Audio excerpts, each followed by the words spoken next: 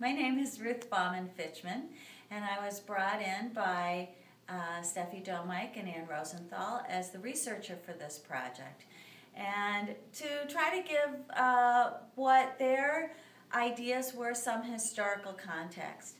And so I put together these 4 posters for them that I'm going to go through rather briefly.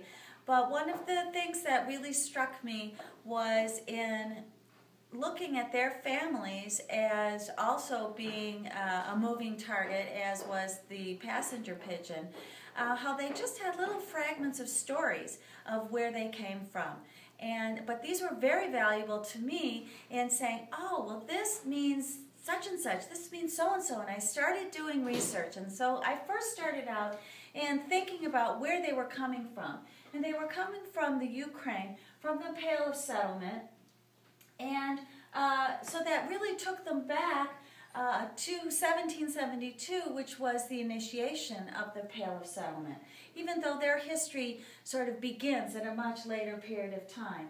And so we needed to understand what kind of conditions they were living in and what their situation was, with Steffi's family being wheat traders and not exactly sure what Ann's family was doing in the Chernigov province, but understanding the very marginalized and precarious position they were in having changing laws all the time, and them not having a really solid place that they were in and how they could make a living.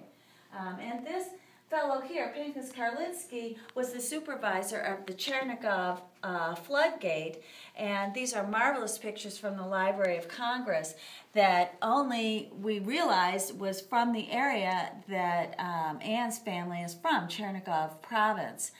And we wanted to understand what the Pale of Settlement was, that this was an area that really was restricted to Jews, the only places where they were allowed to live. And they, of course, moved out of those areas to do other kinds of things.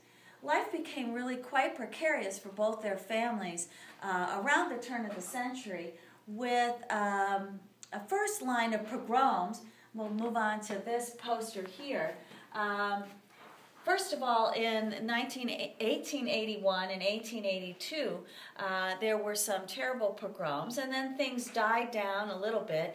And this, we have a beautiful poem by Chaim Nachman Bialik, which talked about how horrible this slaughter was, and in fact how unprepared to fight back the Jews of Eastern Europe were.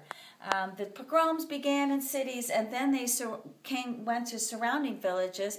And very shortly after this peak of the pogroms, in the towns that Steffi and Ann's forebears came from, they very quickly decided they need to get out of there.